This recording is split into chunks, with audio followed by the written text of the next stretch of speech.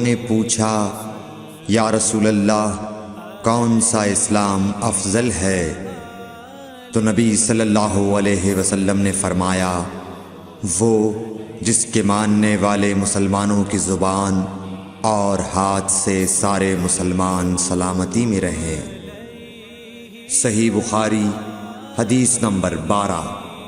ایک دن ایک آدمی نے حضرت صلی اللہ علیہ وسلم سے پوچھا کہ کون سا اسلام بہتر ہے؟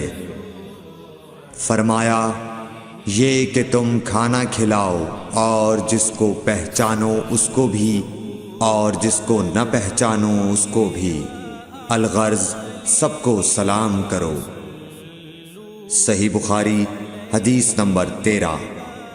حضور اکرم صلی اللہ علیہ وآلہ وسلم نے فرمایا تم میں سے کوئی شخص ایماندار نہ ہوگا جب تک اپنے بھائی کے لیے وہ نہ چاہے جو اپنے نفس کے لیے چاہتا ہے۔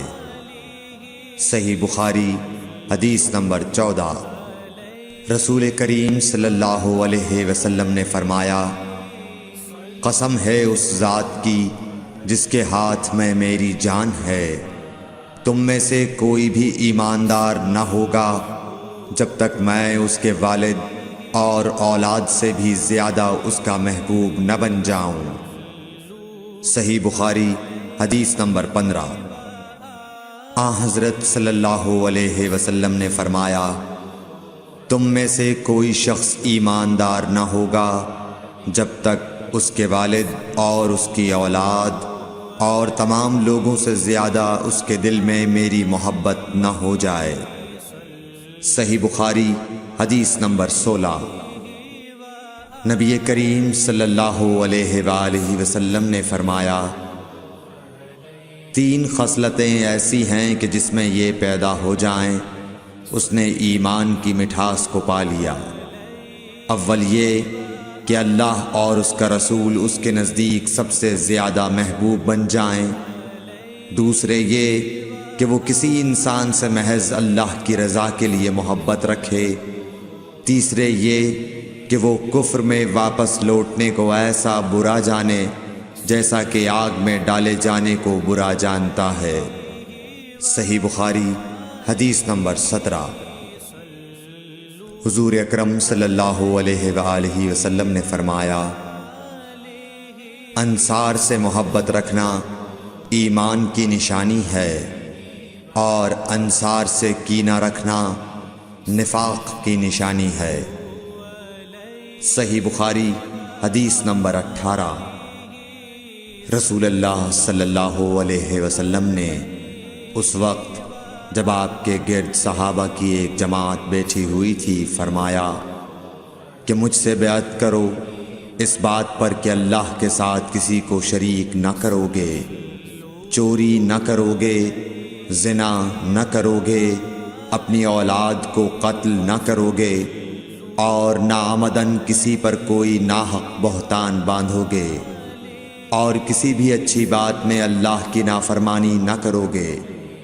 جو کوئی تم میں اس عہد کو پورا کرے گا تو اس کا ثواب اللہ کے ذمے ہے، اور جو کوئی ان بری باتوں میں سے کسی کا ارتکاب کرے اور اسے دنیا میں اسلامی قانون کے تحت سزا دے دی گئی تو یہ سزا اس کے گناہوں کے لیے بدلہ ہو جائے گی، اور جو کوئی ان میں سے کسی بات میں مبتلا ہو گیا اور اللہ نے اس کے گناہ کو چھپا لیا تو پھر اس کا معاملہ اللہ کے حوالے ہے، اگر چاہے معاف کرے اور اگر چاہے سزا دے دے۔ عبادہ کہتے ہیں کہ پھر ہم سب نے ان سب باتوں پر آپ صلی اللہ علیہ وسلم سے بیعت کر لی۔ صحیح بخاری حدیث نمبر 19۔ رسول اللہ صلی اللہ علیہ وسلم نے فرمایا وہ وقت قریب ہے جب مسلمان کا سب سے عمدہ مال اس کی بکریاں ہوں گی، جن کے پیچھے وہ پہاڑوں کی چوٹیوں اور برساتی وادیوں میں اپنے دین کو بچانے کے لیے بھاگ جائے گا۔ صحیح بخاری حدیث نمبر 20۔ رسول اللہ صلی اللہ علیہ وسلم کسی کام کا حکم دیتے تو وہ ایسا ہی کام ہوتا جس کے کرنے کی لوگوں میں طاقت ہوتی۔ اس پر صحابہ کرام نے عرض کیا کہ یا رسول اللہ، ہم لوگ تو آپ جیسے نہیں ہیں، آپ تو معصوم ہیں اور آپ کی اللہ پاک نے اگلی پچھلی سب لغزشیں معاف فرما دی ہیں، اس لیے ہمیں اپنے سے کچھ زیادہ عبادت کرنے کا حکم فرمائیے۔ یہ سن کر آپ ناراض ہوئے، حتیٰ کہ خفگی آپ کے چہرہ مبارک سے ظاہر ہونے لگی۔ پھر فرمایا کہ بے شک میں تم سب سے زیادہ اللہ سے ڈرتا ہوں اور تم سب سے زیادہ اسے جانتا ہوں، پس تم مجھ سے بڑھ کر عبادت نہیں کر سکتے۔